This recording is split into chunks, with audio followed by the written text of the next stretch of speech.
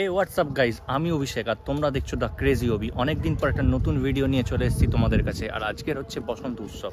আর এই বসন্ত উৎসবটা পালন করতে, অর্থাৎ দোলযাত্রাটাকে পালন করতে চলে এসেছি এমন একটা জায়গায়, যে জায়গার কথা তোমরা অনেকেই জানো, আবার অনেকেই হয়তো জানো না। জায়গাটা হচ্ছে বাওয়ালি। আর বাওয়ালিকে আমরা সচরাচর বলে থাকি গুপ্ত বৃন্দাবন।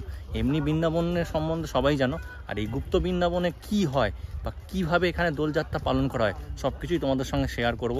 তো চলো ভিডিওটা পুরো দেখতে থাকো। আমরা এখন সবাই এই রাস্তা ধরে এগিয়ে যাচ্ছি গুপ্ত বৃন্দাবনের দিকে। আর এই চলার পথেই পড়বে বাওয়ালি রাজবাড়ি। আর এই রাজবাড়ির সামনে দিয়ে যাব ওই মন্দিরটার কাছে।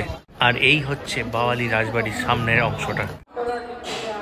এই বাওয়ালির বহু জায়গায় অনেক ছড়িয়ে ছিটিয়ে আছে ছোট বড় অনেক মন্দির, এবং প্রত্যেকটা মন্দির বর্তমানে নতুন করে সাজিয়ে গুছিয়ে গড়ে তোলা হচ্ছে। আর এই মুহূর্তে আমি আছি নাথ মন্দিরের ভেতরে।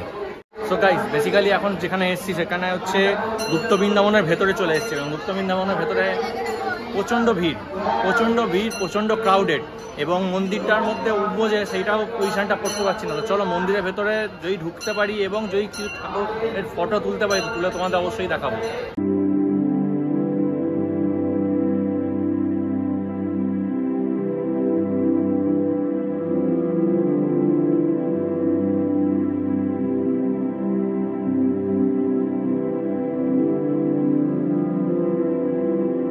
তো স্যার, কেমন লাগছে বলুন? আমি এখনো বুঝতে পারছি না, মানে করবো তো কি করবো, সেটাই তো না, মানে কী করবো সেটা বুঝতে পারছো না। সামনের দিকে তো আমরা এগিয়ে যাচ্ছি, কিন্তু কী করবো বুঝতে পারছি না। গুপ্ত বৃন্দাবনের ভেতরে প্রবেশ করার জন্য যে মেন গেটটা সেটা হলো এটা, এবং গেটটা দিয়ে ভেতরে ঢুকতেই যে মাঠে সামনে আমরা পা রাখলাম সেখানে মেলা বসেছে, এবং মেলায়ও লোকজন কেনাকাটি করছে। এবং সেই মেলাটাকে ক্রস করে একটু এগোতেই যে জায়গায় মেন অনুষ্ঠানটা, অর্থাৎ যে দোল উৎসব, সেই দোল উৎসবটা যেখানে হচ্ছে, যেখানে আবির নিয়ে দোল খেলা হচ্ছে এবং তার সাথে বাউলের নৃত্যে সবাই নিজেকে মাতিয়ে তুলেছে, সেই জায়গাটায় এবার আমরা আস্তে আস্তে প্রবেশ করছি। এবং ভেতরটা এতটাই ক্রাউডেড, এতটাই ভিড় যে কি বলবো, মানে পা রাখার জায়গা পর্যন্ত পাওয়া যাচ্ছে না। এবং সবথেকে বড় জিনিস হচ্ছে তার উপরে এই প্রচণ্ড রোদ্দুর আর গরমের মধ্যে মানে অবস্থা একদম পুরো শেষ হয়ে যাওয়ার মতন।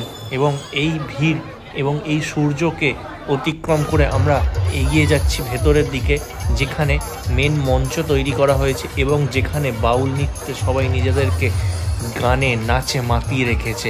এবং এইখানেই এই নাচের মাধ্যমে হোলি তো খেলা হচ্ছে। আর এই যে জায়গাটা দেখছো, এটা হচ্ছে খাবার জায়গা, অর্থাৎ এখানে ভোগ হিসাবে খিচুড়ি এবং আলুর দমের ব্যবস্থা করা হয়েছে, যেখানে প্রচুর মানুষ এবং প্রচুর রান্নাবান্না হচ্ছে এই ভোগের জন্য, এবং প্রচুর মানুষ এখানে লাইন দিয়ে দাঁড়িয়ে এই ভোগ গ্রহণ করছে।